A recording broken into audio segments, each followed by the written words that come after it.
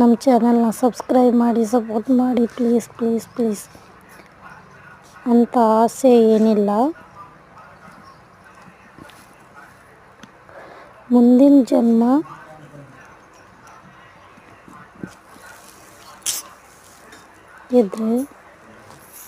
ಇದ್ರೆ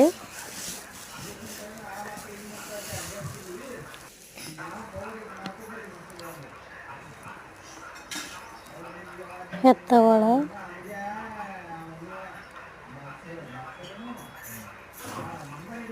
ಪಾದಕ್ಕೆ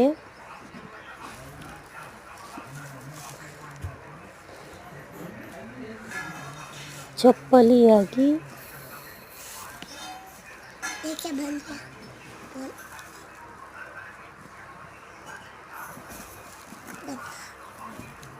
ತಿರುಗುವ ಆಸೆ ಅಷ್ಟೆ, ಹೊತ್ತು ತಿರುಗುವ ಆಸೆ ಅಷ್ಟೆ.